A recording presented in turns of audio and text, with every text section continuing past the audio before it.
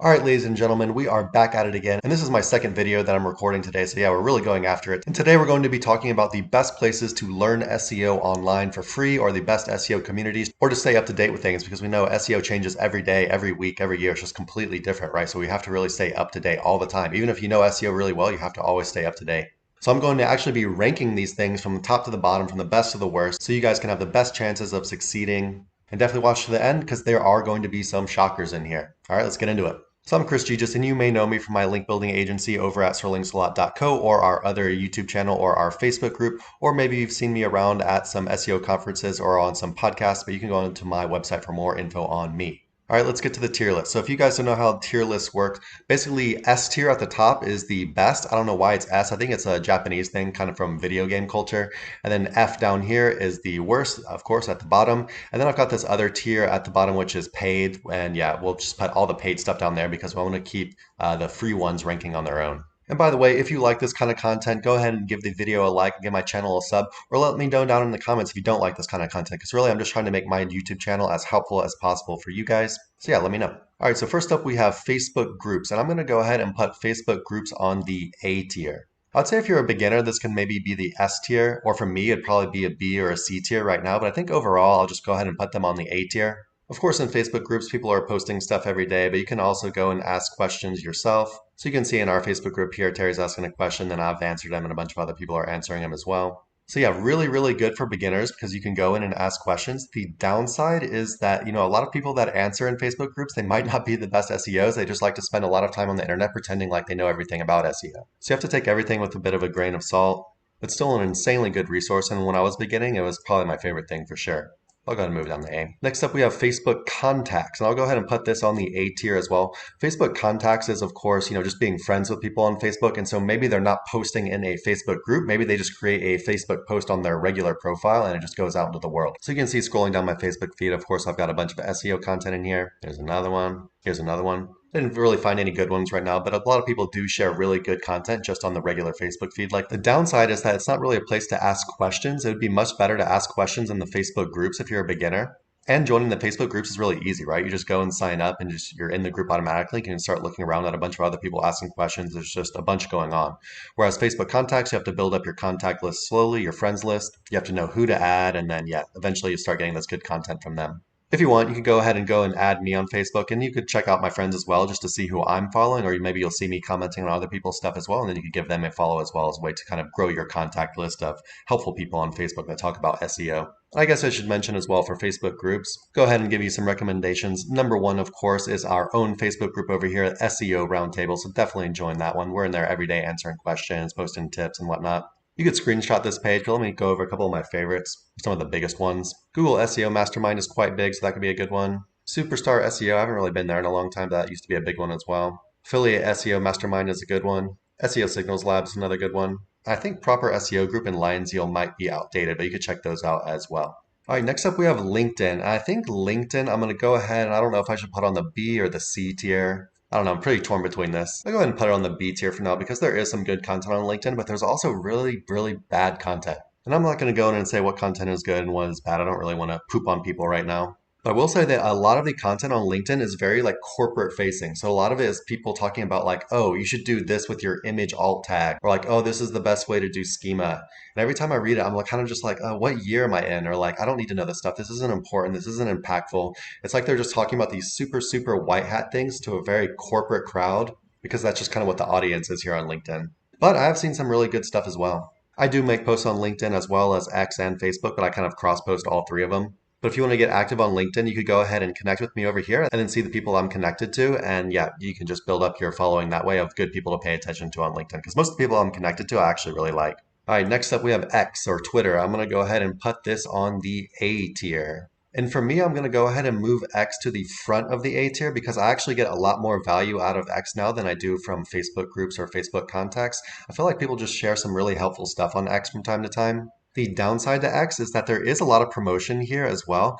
I'm not talking about this post that's in front of me right now, but I feel like on X there's a bunch of stuff that is super promotional. It's like, oh, join my newsletter, or look what my company did, stuff like that. But in between all of this stuff, people actually share some really helpful stuff as well. And I think it's a lot more helpful than I've seen on like Facebook or LinkedIn. But it can be kind of hard to dig around and find this stuff, but I really do find some gems here. And I feel like I actually get my knowledge pushed on Twitter more than pretty much any of the other just big active kind of social networking platforms. You can go ahead and give me a follow on X and look at the people I'm following. I'm only following 180 people on here, and you can just go and follow them as well.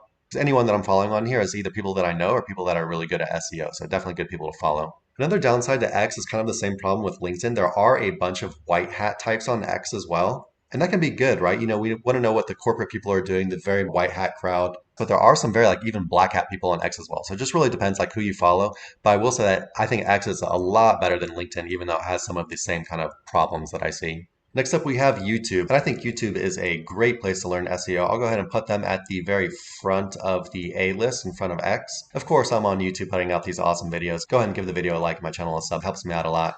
The cool thing about YouTube is there's just a ton of super in-depth stuff and you can actually see what people are doing, and people tend to put a lot more time into the content than just creating a post on Twitter or LinkedIn or Facebook or whatever. It's much more interactive. You can really see what's going on. They put a lot more quality and time into the videos.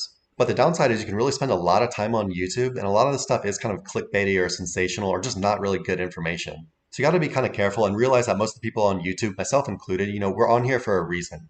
I'm here sharing good information, but I'm also trying to generate additional leads, work on personal branding. So definitely keep that in mind. And some people give much less good information and focus on just leads and getting more money a lot heavier than getting good information out there, right? So scrolling down my subscribers, let's see some of the ones I like the most. I love Authority Hacker and Authority Hacker News. I think Authority Hacker puts out some of the best SEO content out there. Charles Float, always watching Charles. I love Greg from OMG Machines. I've followed him for a really long time, but I think he just got active on YouTube not too long ago. Jackie from Indexy, definitely watch him.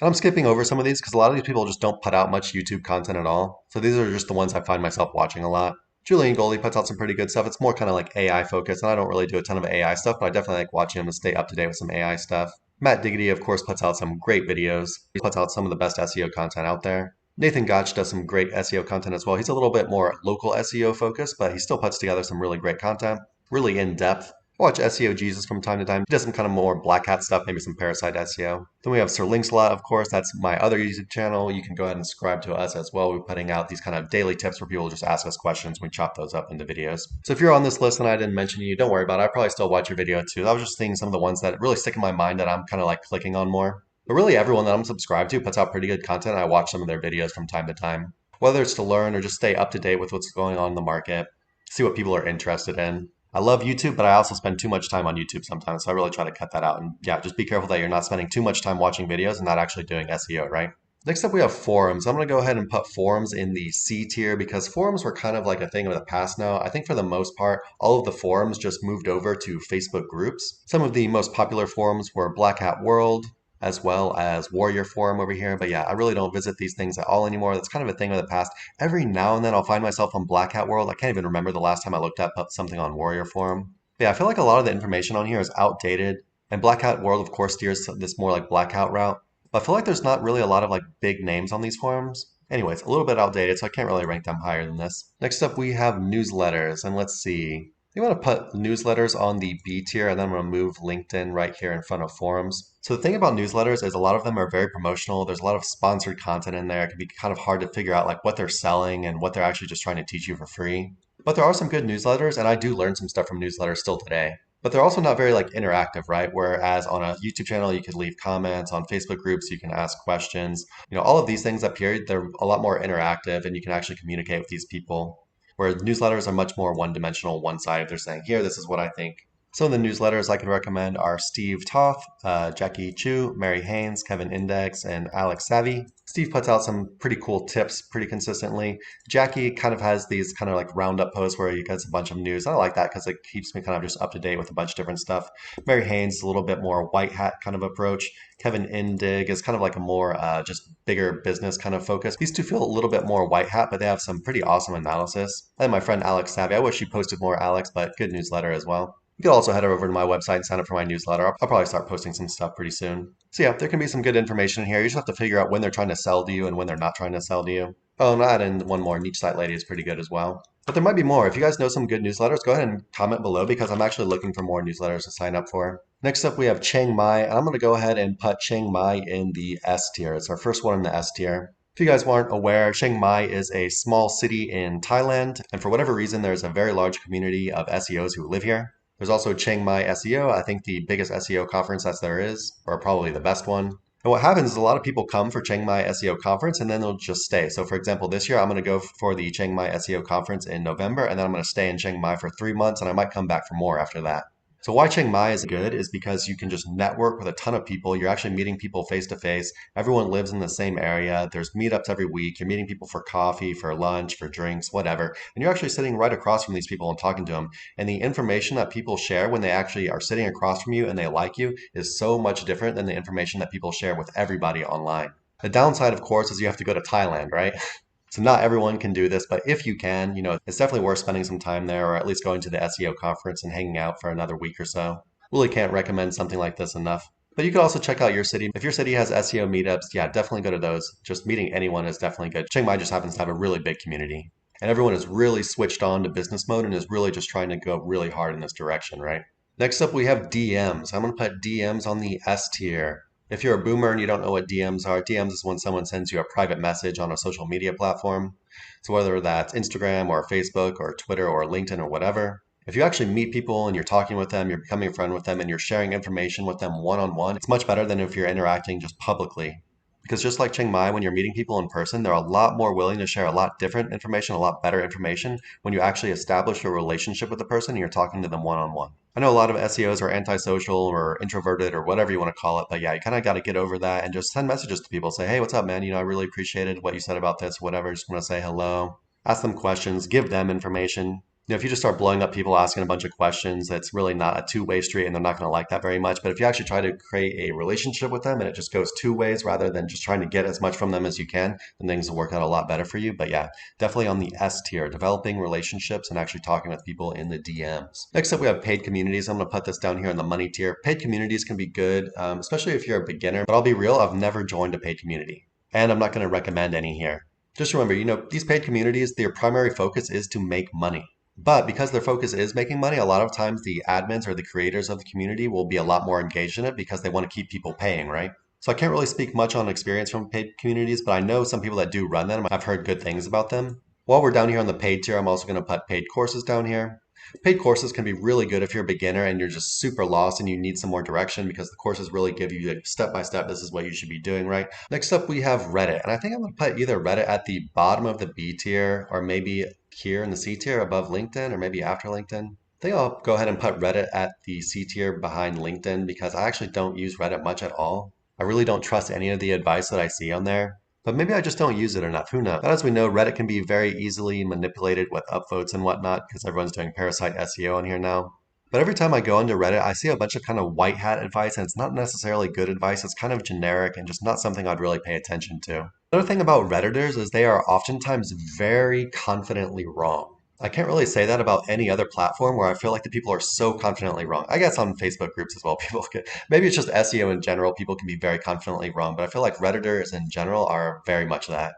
So yeah, I've been doing SEO for about 10 years, never really seen something great on Reddit. I might go search Reddit when I want to find something about like, WordPress themes or something like very like basic or general. That's not really like SEO advice. Next up, we have private masterminds, and private masterminds are going to go up here, probably at the very beginning, even before Chiang Mai. If you can get into a private mastermind with people that are really good at SEO, then this is, of course, pretty much the best thing that you can do to learn SEO. I'm not talking about paid masterminds, something you can pay money to join. I'm talking about you have a small group of people, maybe it's 5, 10, 15, even 20 people in a small private group. They only invite people that they want to invite. And in here, they really share like what they're doing, their testing, their results, what they think, theories. It's just like DMs, except it's with more people, right? But it doesn't have to be with the best SEOs, right? Maybe you've met some people and you want to start your own little private mastermind. You can do that. You can find some people that you just find yourself commenting on or talking with often in your Facebook groups or wherever else. Start up your own little group chat and just go from there. There's your private mastermind. But in general, people are only going to want to join private masterminds if they are thinking they're on the kind of same level, that they're not way more advanced than you, right? Yeah, great way to learn, bounce ideas off of each other in a more private setting. Next up, we have Quora, and I'll go ahead and put Quora on the D tier. It's like Reddit, but even worse. Not even going to talk much on this one. Yeah, don't do SEO advice from Quora, guys. And then the F tier, I saved this one for this specifically, and that is the Google Webmaster Help Community. If you are learning SEO from Google, you are not learning SEO. And this is not just a white hat versus black hat discussion. Anyone who's been doing SEO for any amount of time knows that Google lies constantly. They can't give you access to their secret sauce. They can't tell you how to actually manipulate their search, right? It's their product. They can't do that. If we could just easily manipulate their search, then their product would be horrible. So they really can't tell us the truth. They have to give you very general advice that doesn't actually work. And of course, in the Google leaks, if you didn't know this already, we've really just found out straight up that Google's just lying to us all the time. Yes, they're collecting click data. Yes, backlink authority matters, but they'll just lie through their teeth so confidently, right? Just like Redditors, they'll lie extremely confidently and say, no, this doesn't work. When in fact, SEOs that are testing know that it does work. So whether you're white hat, black hat, whatever, do not learn SEO from Google. So as you can see, these ones up in the S tier right here really revolve around networking and developing personal connections. So this could really take some time, but yeah, definitely the best way to learn SEO. These other ones right here, YouTube, X, Facebook group, these are all good ways to get involved. And yeah, if you're just getting started, I think Facebook groups are probably the way because they're just super interactive. You can ask questions anytime. And if you're in some of the bigger groups, people are just going to be helping you all the time, right? Just a ton of people willing to provide some answers. You just can't trust all of them. So take everything with a little bit of a grain of salt. But what do you think? Is my list completely wrong? Am I a horrible SEO? Do I not know what I'm talking about? Let me know down in the comments what you think are the best places online to learn about SEO. Or maybe I just missed something. Maybe I forgot to put something on my list. And if you like this kind of content, go ahead and give the video a like, give my channel a sub, and I will see you next time, guys. Bye bye.